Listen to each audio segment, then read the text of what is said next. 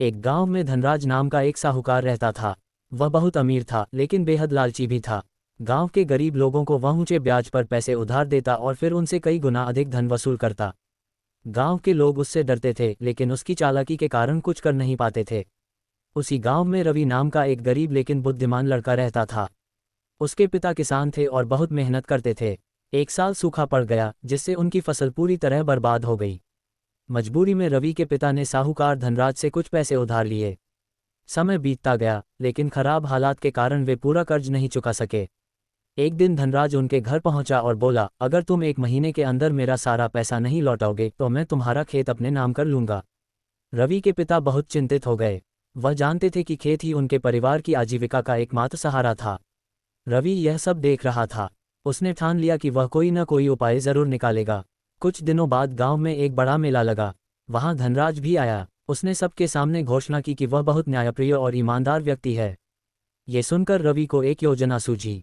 रवि ने गांव वालों के सामने धनराज से कहा, अगर आप सच में न्यायप्रिय हैं तो मेरे साथ एक छोटा सा खेल खेलिए।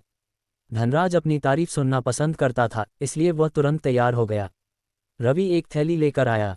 उसने कहा, इस थैली में मैं एक सफ़ेद और एक काला पत्थर डालूंगा।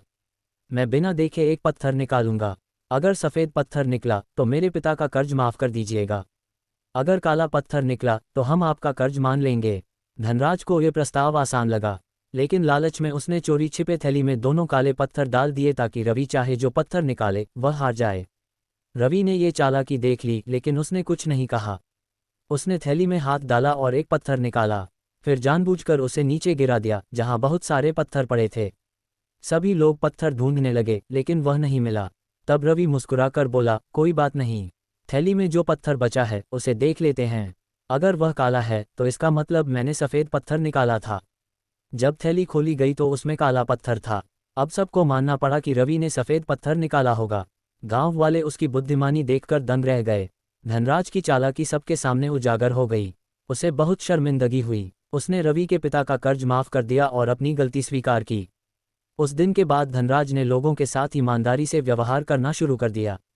गांव वालों का विश्वास भी धीरे धीरे उस पर लौट आया। रवि की बुद्धिमानी और साहस की चर्चा दूर दूर तक होने लगी। लोग अपने बच्चों को उसकी कहानी सुनाकर सिखाने लगे कि मुश्किल समय में घबराना नहीं चाहिए बल्कि समझदारी से काम लेना चाहिए।